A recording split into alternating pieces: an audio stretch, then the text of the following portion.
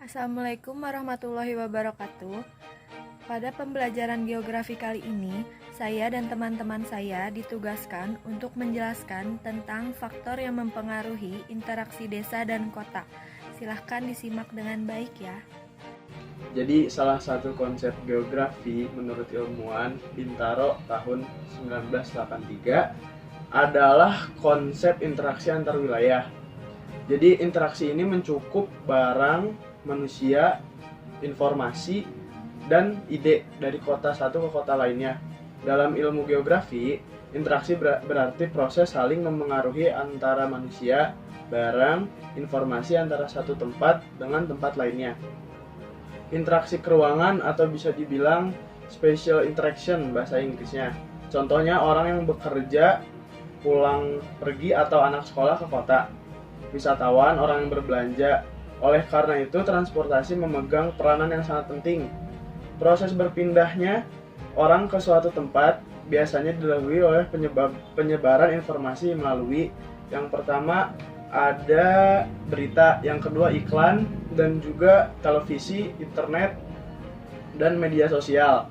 Melalui media internet diberitakan kehidupan di kota yang serba terpenuhi fasilitasnya dan kehidupannya, hingga mendorong orang yang tinggal di desa ingin mencari pekerjaan di kota. Akibat dari adanya interaksi sosial akan muncul pusat-pusat interaksi sosial dan terjadinya penyebaran manusia dan barang. Jenis interaksi berdasarkan geografi, yaitu satu, interaksi keruangan yang bersifat ekonomis, misalnya penjual dan pembeli. Yang kedua, interaksi keruangan yang bersifat politis, misalnya para pendukung partai politik. Yang ketiga, interaksi keruangan yang bersifat sosial, misalnya program KB. Yang keempat, interaksi keruangan yang bersifat manusia, lingkungan, atau ekologis, misalnya hubungan manusia dengan alam sekitarnya. Yang kelima, interaksi keruangan adalah hubungan antara manusia dengan manusia, manusia dengan lingkungannya, misalnya manusia di kota dengan manusia di desa.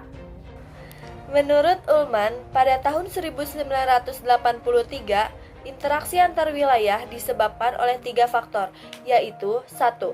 Komplement atau saling melengkapi. Hal ini dikarenakan perbedaan dalam ketersediaan dan kemampuan sumber daya dalam mencukupi suatu wilayah. Misalnya, di suatu pihak pasti ada yang kekurangan sumber daya, dan ada yang kelebihan sumber daya. Nah, yang kelebihan sumber daya itu saling melengkapi untuk memberikan barang, jasa untuk wilayah yang kekurangan sumber daya. Nah, itu yang disebut interaksi antar wilayah dalam konteks saling membutuhkan. Yang kedua, ada kesempatan untuk saling berintervensi atau intervening opportunity. Jadi, kesempatan untuk saling berintervensi ini adalah suatu alternatif perantara yang dapat menghambat timbulnya interaksi antara dua wilayah atau dapat menimbulkan suatu persaingan.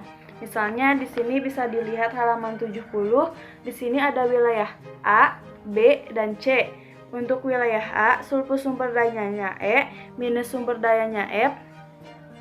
Wilayah B, surplus sumber dayanya F minus sumber daya E. Dan wilayah C, surplus sumber daya E surplus sumber daya F. Nah, wilayah A dan B ini sangat memungkinkan akan terjalinnya interaksi karena masing-masing wilayah memiliki kekurangan dan kelebihan sumber dayanya. Tetapi karena ada wilayah lain, yaitu wilayah C, yang dapat menyuplai kebutuhan wilayah A dan B, maka interaksi antara wilayah A dan B ini akan menjadi lemah. Oleh karena itu, wilayah C ini berperan sebagai wilayah perantara atau intervening area. 3. Kemudahan pemindahan dalam ruang atau transferabilitas. Selain membutuhkan waktu dan biaya, gerak manusia, barang, ataupun informasi untuk kelancaran membutuhkan peraturan dan tata tertib pelaksanaannya. Yang disebut transferabilitas, semakin mudah transferabilitas, semakin besar gerak barang manusia maupun informasi. Kemudahan pemindahan dalam ruang bergantung pada 3 hal. Yang pertama, jarak mutlak dan jarak relatif antar tiap-tiap wilayah. Yang kedua ada biaya transportasi. Yang ketiga ada kemudahan dan kelancaran prasarana transportasi antar wilayah. Bagian kemudahan pemindahan dalam ruang atau transferabilitas. Menurut Carothers, hubungan ekonomis merupakan berbanding lurus dengan banyaknya jumlah penduduk dan berbanding terbalik dengan jarak tempuh. Yakni semakin banyak jumlah penduduk maka hubungan interaksinya juga semakin besar, dan semakin jauh jarak tempuhnya maka semakin kecil pula hubungan interaksinya. Nah, hubungan tersebut dapat dinyatakan dengan rumus yaitu I sama dengan P1 dikali P2 dibagi J, yaitu I sebagai interaksi, P1 dengan banyaknya jumlah jiwa di kota A, P2 banyaknya jumlah di kota B, dan J sebagai jarak tempuh. Contoh soal, misalnya terdapat 3 buah kota yakni A 30.000 jiwa, B 20.000 jiwa, dan C 10.000 jiwa. Jarak A ke B 25 km, B ke C 50 km. Pertanyaannya, berapa interaksi ekonomis antara kota A dan kota B, juga kota B dan ke kota C? Penyelesaiannya, interaksi ekonomis A ke B 30.000, I merupakan 30.000 dikali 20.000 yang merupakan banyaknya jumlah penduduk di kota A dan kota B dibagi jarak tempuh yakni 20 km, dan hasilnya adalah 24 juta.